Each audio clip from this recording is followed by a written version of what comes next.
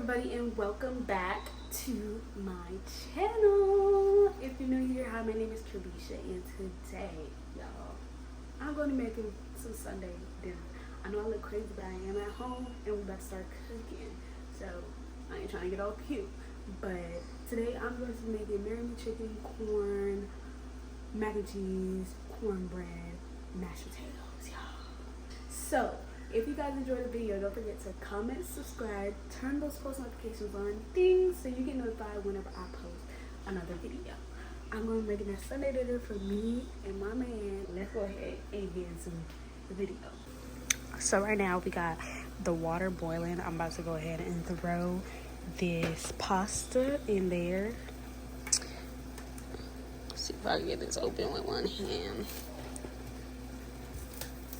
I already salted my water, brought it to a boil. So first thing I do want to start with, you guys can see, first thing I am starting with is the mac and cheese. So we don't want to go ahead and throw that pasta. This is 2 pounds of pasta.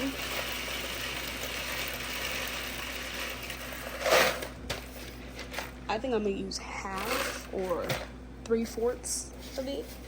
Not the entire thing. 3/4 of it. There we go. Alright, so I am probably going to be doing a voiceover for most of this, but yeah.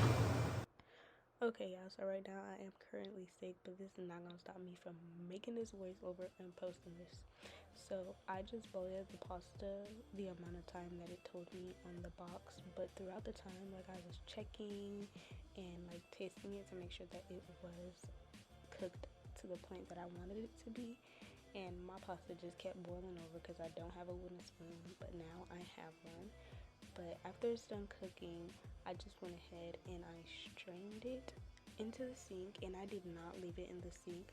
I put it into the baking pan that I was gonna bake it in, so that it would just already be in there and I wouldn't have to worry about it. So after that, we're gonna go ahead and grate our cheese. So I bought 1 block of cheese to grate because I already knew it was gonna be hard for me, and as you guys can see, I am struggling. The rest of the cheese was already pre-shredded because don't nobody got time for that. So after you're done grating the cheese, you want to get the pot that you're going to make your sauce in, and I just got a half stick of butter and threw that into the pot. You also want your heat to be on medium. Then you want to take 3 tablespoons of all-purpose flour and put that in there, and then you're going to whisk it. So if you guys know what I'm doing here, I am making the bechamel sauce. So then you're going to take a whole can of evaporated milk and pour it in there, and you just want to whisk and make sure that you get all of the clumps out. You don't want no clumps in there. And then you're going to take a whole carton of heavy cream, the entire carton, and you're going to pour it into there and continue to mix. I thought my heat was getting a little too hot, so I put it down a little, but just keep it at medium. Then you want to put Creole seasoning, Cajun seasoning in there. You want to put garlic powder, onion powder in there. And then I also put the chicken bouillon powder, ground pepper. You just want to put all those good seasonings into your cheese sauce.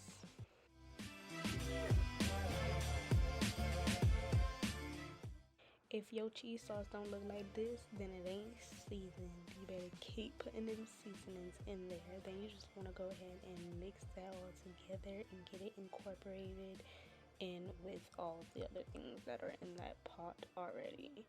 Then you want to add a tablespoon of sour cream, and then after that you want to add 2 tablespoons of cream cheese, and you're just gonna whisk that all together until it is fully incorporated. Remember, we want no lumps or chunks. Next, you want to add your cheeses. I had mild cheddar, Colby Jack, mozzarella, and sharp cheddar cheese. I put them like half of the bag, like one by one. So half of the medium cheddar, half of the Colby Jack, half of the mozzarella, half of the sharp, and then I just whisked in between each of those. And you do want to leave some cheese left over so that you can put in between the layers of mac and cheese, and you can put on top of your mac and cheese. So don't use all of your cheese, but use a good amount of it.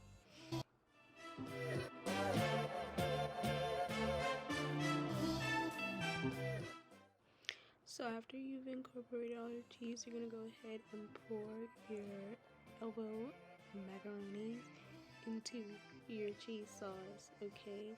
It is gonna be so gooey and good, you guys. And while you are making the cheese, I forgot to say this, you do want to like taste it and make sure it's seasoned to your liking, because I didn't show it, but I did like put more seasoning and made sure that it was seasoned to my liking. But you just want to pour all your elbow noodles in there and mix that baby up. You guys, just look at how good that looks. Like, it's so gooey and cheesy. It looks so delicious. Okay, so your next step is to pour half of the batch of mac and cheese into your pan, and then layer your cheeses on top. So the sharp, the Colby Jack, the mozzarella, you're gonna layer that cheese on top, and then you're going to pour the rest of the batch of mac and cheese on top of that, and then you're gonna add more cheese on top just to finish it off.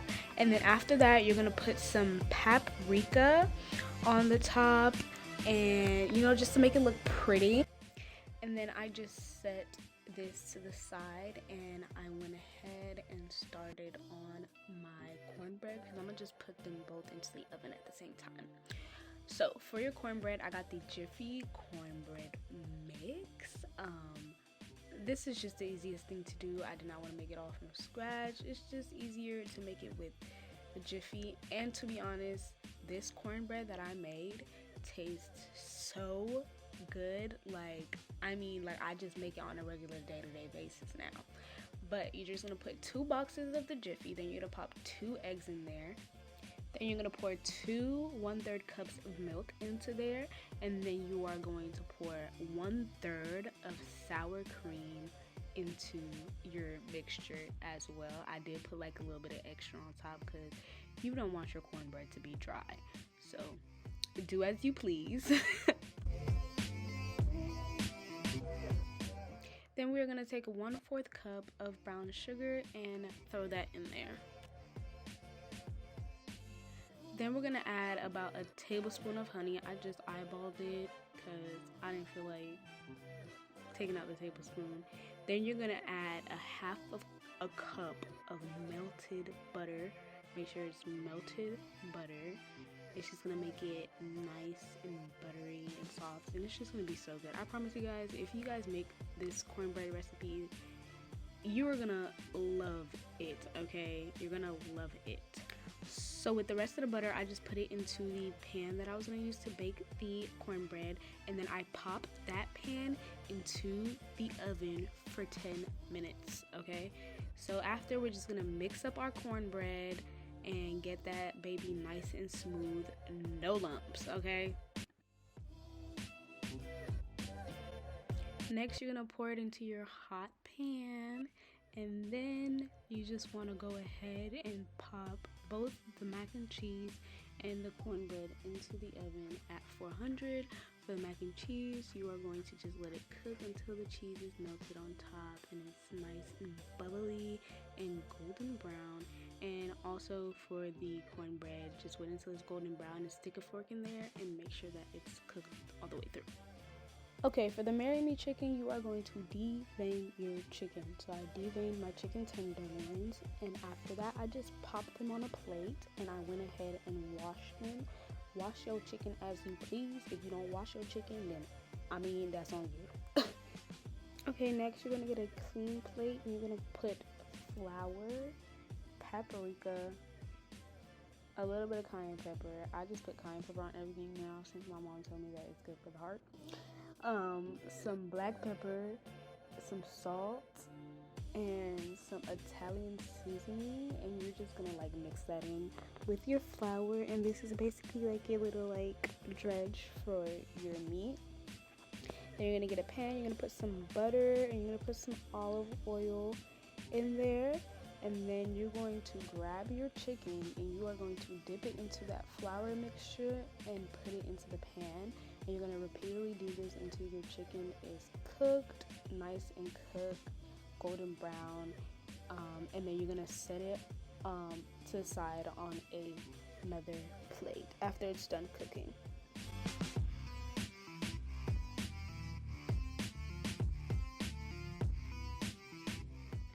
In that same pan, you are going to throw some sun-dried tomatoes in there. You're gonna let them cook down, and then you are going to put some heavy cream into there, and this is just like your marinade sauce that we are making right now. So I just put some Parmesan cheese in there.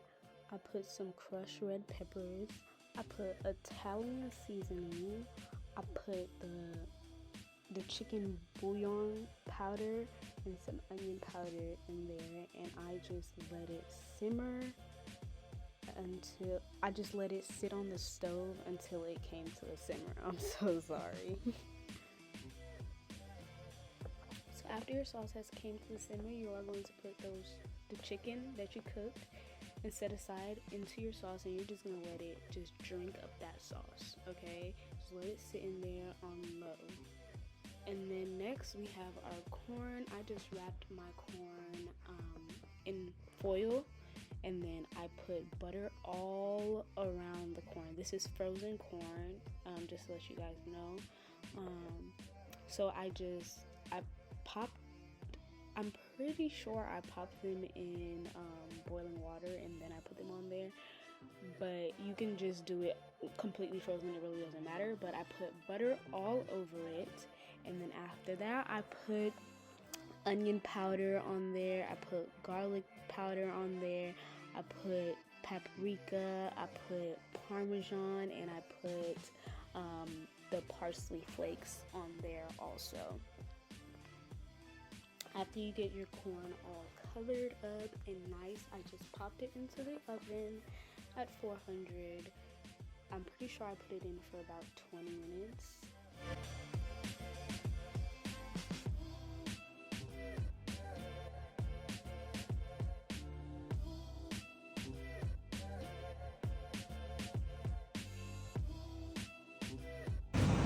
Alright, so we have our mac and cheese. You already know I took a bite. Cornbread. This is our marry me chicken. And then we have our corn, bacon in there.